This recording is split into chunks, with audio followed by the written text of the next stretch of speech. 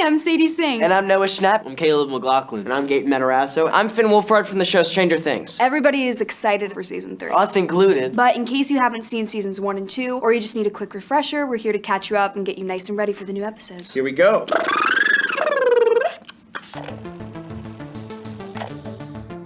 Super fast, here's a quick rundown of all the important characters in the series. There's Mike, Will, Dustin, and Lucas, the most awesome one, who are all best friends. Mike has a sister named Nancy, and Will has a brother named Jonathan. Nancy's dating this really cool guy named Steve Harrington and is best friends with Barb. Will's mom is Joyce Byers, and the Hawkins chief of police is Jim Hopper. Oh, and we can't forget Eleven, but we just call her Elle. Hawkins, Indiana, here we come. So season 1 opens in Hawkins, where we see a big, scary laboratory. Something is clearly going wrong because alarms are going off and lab coat guys are panicking. But we'll get back to that, because right now, our boys, Mike, Will, Lucas, and Dustin, are playing a game of Dungeons & Dragons in Mike's basement. The Demogorgon! We're in deep shit. Nerds. So anyways, After the game, they all go their separate ways, and while biking home, Will gets attacked by this scary monster that we can't see. Spooky. Everyone starts freaking out about Will missing, but as the search goes on, we meet Elle, a girl with a shaved head in a hospital gown, who doesn't seem to speak and has some scary Men in Black types after her. You must be Benny Hammond. Afraid I am. Who should she end up running into and making friends with? That's right, the boys. Except for Will, of course. Yeah, he was busy at the time. Will! Anyway, while Will's mom, Joyce, and Hopper are looking for Will, Nancy and Barb go to a pool party at Steve's house. And while Steve and Nancy are kissing upstairs, the Demogorgon attacks Barb and brings her to the Upside Down. the Upside Down is a mirror world of our own, except everything is awful and creepy and ruled over by hideous monsters of unspeakable terror. But again, Eleven can communicate between our world and the Upside Down, so that's pretty neat. Now, at this point, Will has figured out how to communicate with his mom from the Upside Down using various Christmas lights, which he can flick on and off. This leads to Joyce covering the whole house in tons of Christmas lights and figuring out a system of interdimensional communication all her own. Which makes her look like an absolute crazy person. She's not. I don't care if anyone believes me. Also, we get some gnarly flashbacks that show us Elle was used in these terrible experiments where she's sent into the Black Void at the lab near Hawkins. Eventually, state troopers find what appears to be Will's body in the water of a local reservoir. As you'd imagine, everyone's pretty shocked and upset. But Hopper, bless him, is suspicious Okay. and discovers that the tiny child's corpse in question is just a stuffed dummy. Hate when that happens. Totally. While the school has this assembly for Will, one of the bullies tries to fight Mike, but Eleven, in disguise of course, stops him using her telepathic powers and makes him pee his pants in front of everyone. Dude, Troy peed himself. A fair but brutal punishment. Brutal indeed. So Hopper decides to break into Hawkins' lab to see what the hell is going on, since they faked a child death and whatnot. Unsurprisingly, he gets caught, drugged, and returned home, where he wakes up and discovers several secret listening devices. The boys, along with Elle, go looking for the non-deceased Will in the woods, as do Nancy and Jonathan. Nancy gets stuck through a hole in a tree and then into the Upside Down, but Jonathan is able to pull her back through the goo hole before she gets barbed by the Demogorgon. Never say goo hole. Will's mom, Joyce, and Sheriff Hopper. Just Hopper? Right, Hopper and Joyce go and find Elle's birth mother and get a better idea of what's going down at Hawkins' lab, which clearly involves kidnapping newborn babies with cool powers. And the boys, out by the old quarry looking for answers, are attacked by the Pee-Pants bully Troy, who despite having a knife and a lot of pent-up anger, And sucks. gets his arm broken by Elle's mime. Oh, and Elle also makes Mike fly. Or maybe we just say hover. I can say that that is awesome and very rad. The squad from Hawkins' lab knows about Elle hiding out with the boys at Mike's house. The bad men, as they are called, set out to kidnap her back. Luckily, her superpower mind is able to flip the vans over, which rules very hard.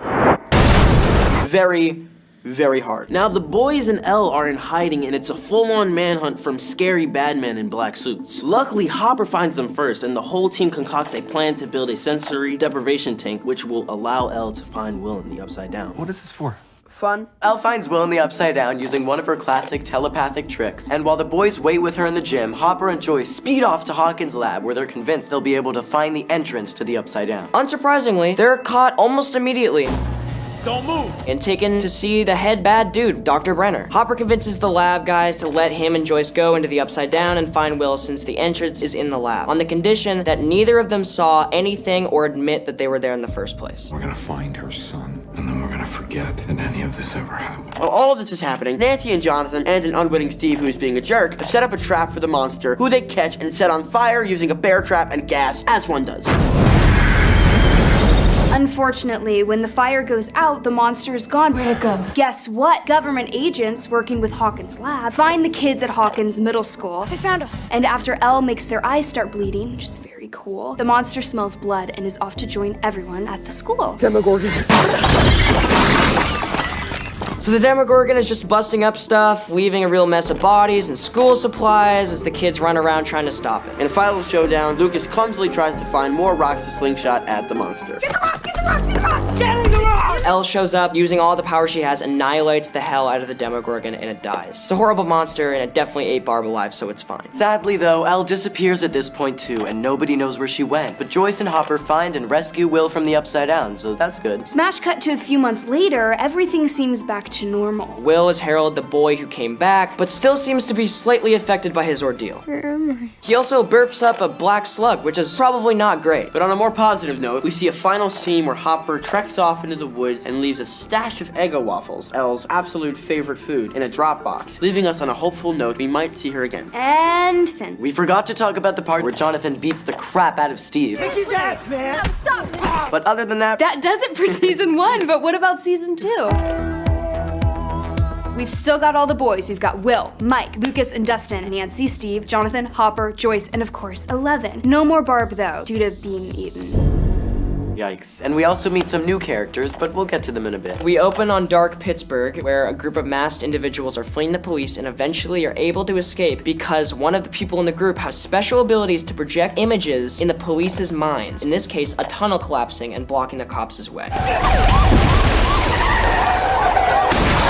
We see her nose bleeding just like Eleven's does, so that's probably connected. The scene changes back to good old Hawkins, Indiana, where the boys are at the local arcade trying to figure out who the new high scores in the machines belong to, a mysterious character named Mad Max. Cool name. Who's Mad Max? Better than you. We also find out that even though Will is back from the Upside Down, he's not all the way back. He walks outside the arcade and is struck with the dark vision of the horrifying shadow monster looming over the entire town. Are you okay? It's no big deal. Back at school, Nancy and Steve are still going steady, and we meet two new transfer students in from California. The devilishly handsome Billy and his stepsister, a young skater named Max. Like Mad Max, maybe? Oh, and Joyce is now dating the manager of the local Radio Shack. Our old friend Hopper is called out to the local farm where he discovers all pumpkins are rotted all the way through. Will is seeing a doctor from Hawkins' lab, Dr. Owens, who is helping him deal with his PTSD, but we all know it's something more than that. Time for some good news. It turns out Elle is alive and well, and living with Hopper up in a remote cabin in the woods. She's living in the woods and getting extreme cabin fever, and also occasionally visiting Mike through her little void space. Because government bad guys are really looking hard for her, even a year after her disappearance. While the boys are trying their hardest to make friends with Max, Hopper heads into the woods to explore more of the weird goose stuff that is killing all the pumpkins, and discovers that the problem is seemingly emanating from, Hawkins' lab. Oh, and Nancy and Steve have a huge fight at a Halloween party, and by the end of the night, it seems like she's actually warming up more to Will's older brother, Jonathan. While the boys are out trick-or-treating, Will has another terrifying run-in with the mysterious shadow monster, this time in full view. Gotta tell ya, it's pretty scary. Meanwhile, Elle, who wasn't allowed to trick-or-treat because it might expose her, does her own void black space trick to go see Mike, who she misses a lot. After their Halloween night out, Dustin returns home to find some weird tiny salamander-looking creature rummaging in his trash and adopts it. What are you, little guy? And names it the natural choice D'Artagnan, or Dart for short. After the previous night's fight, it really looks like Steve and Nancy are donezo. History kaput. No more Stancy. Womp womp. Elle, fully sick of being cooped up in the cabin, sets out on her own to find Mike and the rest of her friends at school. Where is school? Where coincidentally, Dustin has managed to lose Dart, and we're still not entirely sure where Dart is. While the boys look for Dart, Elle sees Mike with Max and runs away in tears. And Will has yet another horrifying run-in with the shadow monster, who swiftly inhabits his body. Again, probably not a great thing. There's a weird rivalry going on between Steve and Billy, too. Cool guy drama, I guess. Maybe you should just shut up and play the game. While Joyce and Hopper tried to make sense of these new drawings that Will keeps making of the shadow monster in the Upside Down world tunnels, Nancy and Jonathan are scooped up by the government agents for asking too many snoopy teenage questions. Let us out of here! here! But eventually, Dr. Owens decides to show them the portal to the Upside Down in an attempt to get them to shut the hell up. We understand each other now, don't we? Dustin has been keeping Dart a secret from his friends since he recaptured him, which I'm sure he had a perfectly good reason for, right? But surprise, surprise, It turns out that he's a baby Demogorgon, and he ate Dustin's family cat. Whoops. And Hopper, who seems to have figured out Will's cryptic maps, starts digging in one of the desiccated pumpkin patches and discovers an entrance to the monster's tunnels. And of course, because he's Hopper, he jumps on in. He's a brave one, all right, but he's also stupid because he almost immediately gets knocked out by monster gas, I guess. Then the tunnel, which seems to be a part of the monster, starts enveloping him.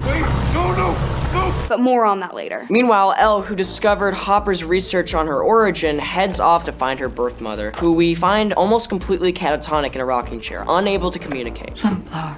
Rainbow. That's a bummer. Oh, and Nancy and Jonathan enlist the help of a wacky private investigator, Murray Bauman, and end up hooking up at his weird garage. With help from Bob, who has a real knack for puzzling, Joyce is able to find Hopper and is quickly joined by scary dudes in ET-looking suits from Hawkins' lab, who begin to burn the tunnel because apparently the monster absolutely hates warm stuff. One unfortunate side effect, however, Will is clearly being inhabited by the monster, as this tunnel burning causes him to convulse in pain too. And honestly, he's been acting super weird for a while now.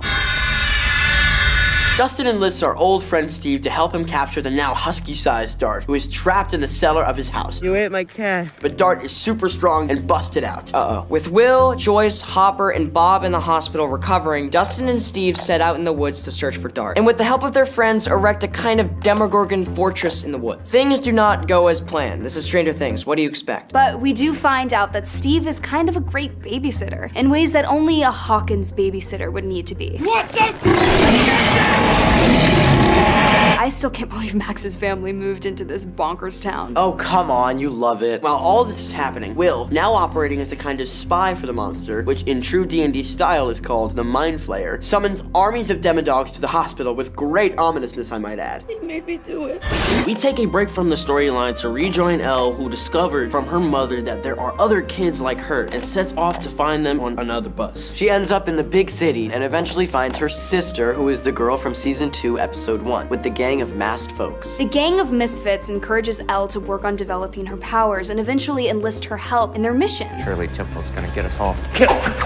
which is to kill everyone involved with Elle and her sister's torture as young children. A vendetta, if you will. Don't cross badass girls, I guess. But Elle isn't really big on the murder thing, and eventually sensing trouble back in Hawkins, parts ways with the crew and heads back home, again on a Greyhound bus. Back to the hospital, where dozens of Demogorgons have broken out and are ripping apart scientists and soldiers all over the place. It's just a full-on bloodbath. Oh yeah, bad news all around. Hopper, Joyce, Bob, Mike, and Dr. Owens are running around trying to avoid the monsters, but also have to put Will to sleep because he's a straight-up shadow monster capo at this point. He's lying! He's lying! He's lying! Just when it seems like everyone's screwed, 80s technology genius Bob sneaks past the monster horde to the security room, where he successfully opens up a path to escape for the rest of the crew. Way to go, Bob! Tragically, Bob suffers a hero's fate and gets gruesomely disemboweled by a group of Demodogs.